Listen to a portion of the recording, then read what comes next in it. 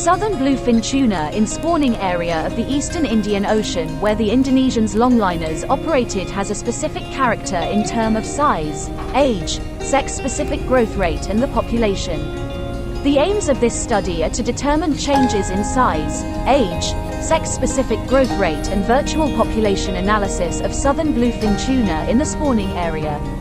Like many open ocean bony fishes, bluefin tuna start out as extremely tiny larvae, no more than a few millimeters long and weighing only a few hundredths of a gram. Within 3 to 5 years, individuals reach lengths of 3 feet, 1 meter, and are sexually mature. Because Indian Ocean bluefin tunas undergo such an amazing transformation in size, from being nearly microscopic to being one of the largest open ocean predators, they eat a wide variety of prey throughout their lifetimes. At a young age, they eat tiny zooplankton, and their prey increases in size as they do. As adults, they eat fairly large bony fishes and invertebrates. Similarly, Atlantic bluefin tuna are eaten by a wide variety of predators.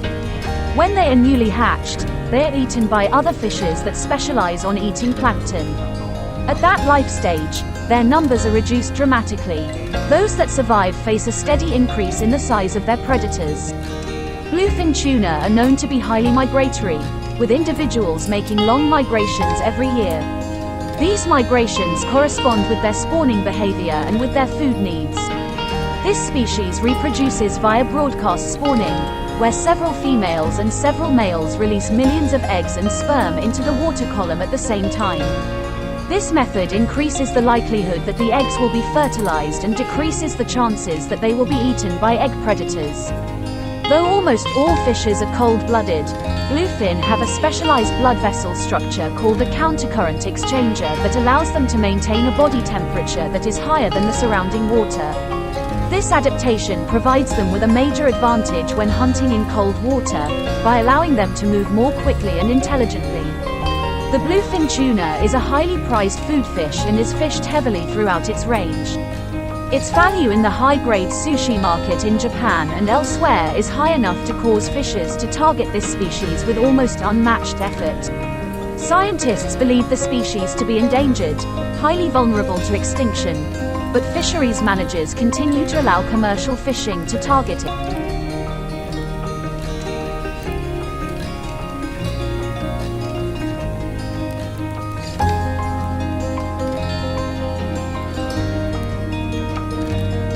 Fishing for bluefin tuna is a major commercial industry. However, overfishing has led to a decline in bluefin tuna populations in many regions. In response, fishing quotas and regulations have been put in place. This will help conserve bluefin tuna populations and ensure sustainable fishing practices. Tuna fishing with live bait. This technique involves using live bait fish, such as mackerel or sardines, to attract tuna. The bait fish is usually fished near the surface, while the tuna is caught on hooks below. Drifting fishing is a technique used for catching tuna.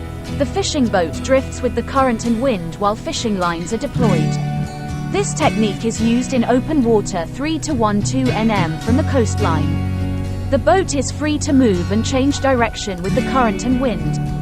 While we drift to fish for tuna, we use 3 to 4 rods in the sea with various fish as bait. Most common of which are mackerels and sardines. In order to attract the tuna, we leave a trail of small sardine pieces. The boat will drift for a set amount of time. After we covered the planned area, we move back to the starting point to repeat the process. This technique allows us to cover a large area and find schools of feeding tuna. Drifting fishing can be an effective technique for catching tuna. However, it also has some challenges, such as difficulty in controlling the boat's speed and direction, and the need for a boat that can handle the open water conditions. Luckily, our 11.5 meters boat can handle more than 0.5 meters waves and approximately 20 knots of wind. Trolling is a fishing technique used for catching tuna where multiple fishing lines are deployed from a fishing boat and pulled behind the boat at varying speeds. It is used in open water, typically far offshore. However, depending on the season, we are able to catch tuna in a 3 to 7 nanometer range from the coastline. Fishing for tuna on wrecks is a technique used by anglers to target tuna that have taken up residence around sunken ships. These structures can provide a habitat for small fish. The small fish will attract predatory fish such as tuna, sharks, mahi-mahi, amberjacks. Tuna fishing on wreck is a nice way of fishing if you are not a fan of just sitting and waiting for the strike. Once we reach the wreck, we attach to a buoy. In order to have a successful setup of the rods, current and wind must be in the same direction. It's also important to be aware of the potential dangers of fishing around wrecks. Most common of WHCIH is entanglement in debris or hazards on the wreck itself. We usually deploy 1 to 3 tuna rods. Depth and distance vary from situation to situation. When the big rods with bait are in the sea, you're free to make some bottom fishing or spinning for mackerel.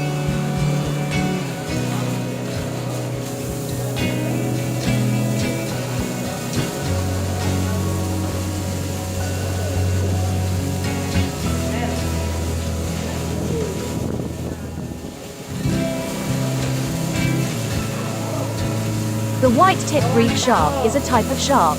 This type of shark reproduces viviparously. The IUCN has assessed the reef shark as near threatened, noting that its numbers are dwindling due to increasing levels of unregulated fishing activity across its range.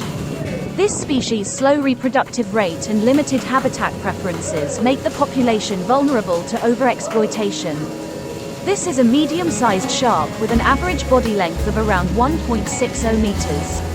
White-tip reef sharks are characterized by a slender body with a broad, clearly developed head and also characteristic flaps of skin next to the nostrils, large oval eyes with vertical pupils, and the eponymous white color of the tips of the dorsal and caudal fins. It is one of the most common sharks on coral reefs in the Indo-Pacific, with a circulation area west of Africa and east to the latter coast of Central America. He lives mostly in clear water near the seabed in water depths from 8 to 40 meters. The distribution of the white shark's tip reef range covers a large area of the Indo-Pacific. This ranges from the Indian Ocean from KwaZulu-Natal in South Africa to the Red Sea and the Indian subcontinent, including areas around Madagascar, Mauritius, the Comoros, the Aldabra Islands, the Seychelles Islands, Sri Lanka, the Maldives and the Chagos Islands. In the western and central Pacific, it ranges from southern China, Taiwan and the Ryukyu Islands to Southeast Asia including the Philippines, Indonesia and the northern coast of Australia. He also lived on the islands of many Pacific groups such as Melanesia, Micronesia and Polynesia as far north as Hawaii and the Pitcairn Islands to the southeast. In the eastern Pacific, this shark is also found in coastal areas from Costa Rica to Panama, and lives marginally in the Galapagos Islands region. Despite a global ban on this illegal practice, 100 million sharks are still culled every year worldwide due to the shark fin trade. In a raid on a seafood restaurant in Texas in April, 400 shark fins were found that the restaurant had obtained illegally. Sharks are one of the species in the ocean that must be protected because they play an important role in maintaining healthy coral reefs, helping fight global warming, and as ocean doctors. Sharks are essential to healthy marine ecosystems. This species is hunted for its fins, meat, skin, liver oil and cartilage. The largest market demand for shark fins comes from Asia, which then becomes the driving force for overfishing which results in population decline. Oceanic whitetip and hammerhead fins are sought after for their high value, while manta ray gills are sought after as a health tonic in southern China.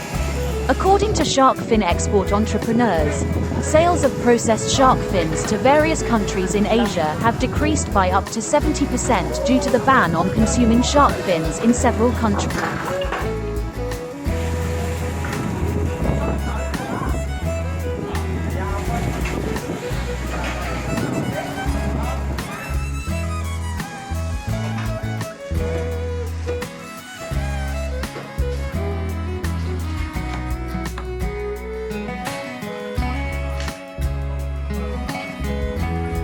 Sharks are predatory fish that have a clear function in protecting the ecosystem in the vast ocean. Its existence indicates that the marine ecosystem is in good condition. If the population of this notoriously vicious fish decreases, it is certain that the quality of the surrounding marine ecosystem will also decrease. In general, sharks eat fish that are weak and sick. Then, sharks will also prey on fish in large populations. Because of that, sharks can regulate themselves, he said. Shark over there eats the octopus, and this octopus eats the lobster. Well, because the number of octopuses is so large, and sharks are decreasing, octopuses are increasingly free to prey on lobsters. Sharks are one of the top predatory animals. Evidence that sharks control the ecosystem in the sea can be seen from the growth of coral reefs. If coral reefs can grow well, it is certain that there will still be a lot of sharks in the surrounding waters. According to Imam Mustafa, the continuing decline in shark populations in the world is due to massive hunting carried out by humans. Even though sharks are the top predator in the sea, he said, humans are the top predator on Earth. One of the shark hunts that continues to be carried out is to buy and sell sharks and then make them into food which is sold at high prices. One of the types of food in question is shark fin soup, which is usually served during Chinese New Year celebrations. Usually, during Chinese New Year, what is sought is shark fins which will be cooked into soup. Apart from cooking it yourself, some are also prepared by restaurants. The number of people who hunt sharks for their fins and to consume them during Chinese New Year celebrations is something that must be taken into consideration. This is because shark numbers will continue to decrease if their fins are taken away.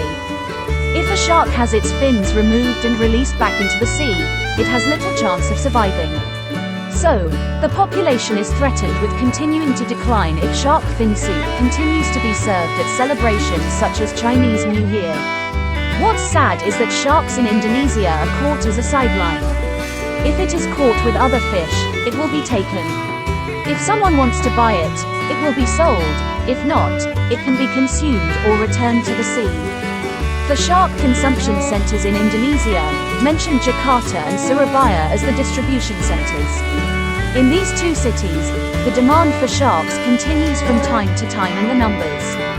Agar jumlah hiu bisa kembali stable, Imam Mustafa meminta konsumen untuk berhenti sementara mengkonsumsi serai hiu. Pengensian tersebut bisa dilakukan melalui karyan inlet yang biasanya menghabiskan serai hiu sangat banyak di seluruh dunia. Puasa dulu hiu saja, kita kan paham bahwa ikan itu disebutkan untuk dimanfaatkan. Hiu ini bukan tidak boleh dikonsumsi, tapi harus peka terhadap populasinya. Jika memang sudah turun, berhenti dulu konsumsi, ucap dia. Sebuah proses pembersihan serai hiu yang sudah siap jual di Cilacap, Jawa Tengah. Photo, Australian National Fish Collection, CSIRO sebuah proses pembersihan serai hiu yang sudah siap jual di Cilacap, Jawa Tengah. Photo, Australian National Fish Collection, CSIRO. Jika mercury itu masuk ke dalam tubuh manusia melalui hiu. Dalam semangkuk daging hiu atau setara dengan 40 gram, Darmadi menjelaskan, ternyata ada kandungan mercury di ambang batas yang ditetapkan WHO di bawah kadar 0.5 ppm. Oleh karena itu WWF Indonesia mengajak industri jasa makanan dan perhotelan di Indonesia untuk mengambil peran dalam gerakan konservasi global dan beralih dari produk berbahan dasar hiu dalam hidangannya. Dalam 5 tahun terakhir, gerakan global untuk menghilangkan segala bentuk sajian berbahan dasar hiu mendapatkan momentum besar dengan lebih dari 18.000 properti jaringan hotel internasional yang melarang penyajian masakan berbahan dasar.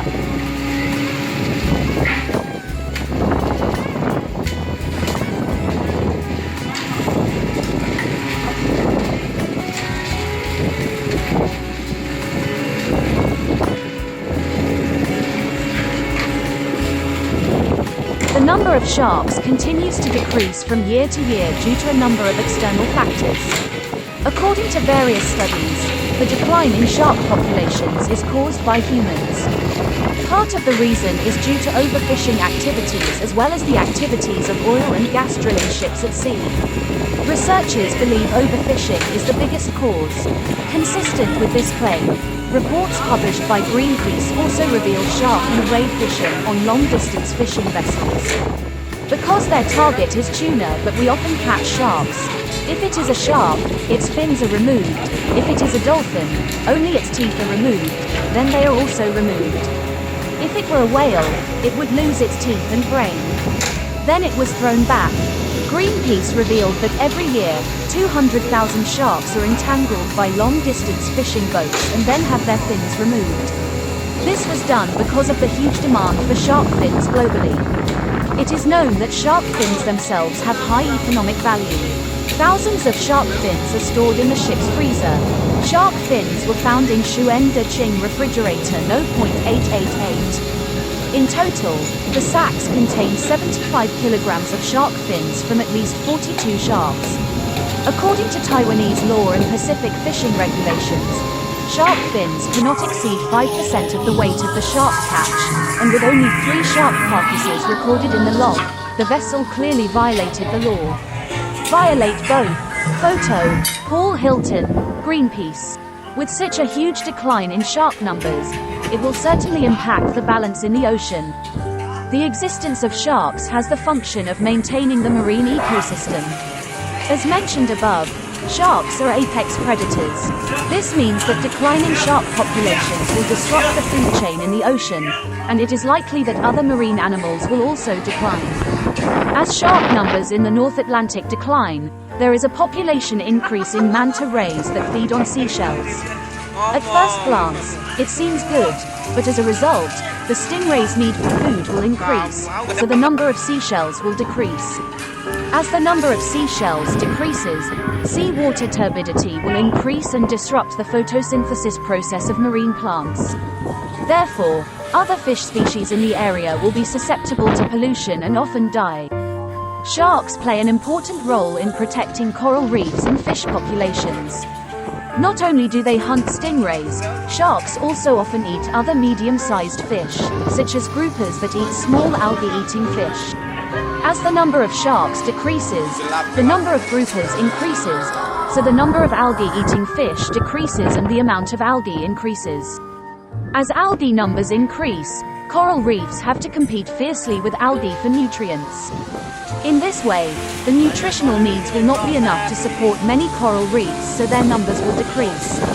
With the decline of coral reefs in the ocean, of course the amount of fish living around coral reefs will also decrease, causing the marine ecosystem to become unbalanced. Sharks act as healers in the ocean. They not only hunt normal fish, what is unique is that sharks also hunt small fish that are sick. As the number of sharks decreases, the number of sick fish will increase, not only endangering other marine populations. The spread of this disease can also endanger humans because it is the highest omnivorous agent in the food chain. In many studies, sharks often do not like to attack humans, contrary to what is portrayed in the movies we often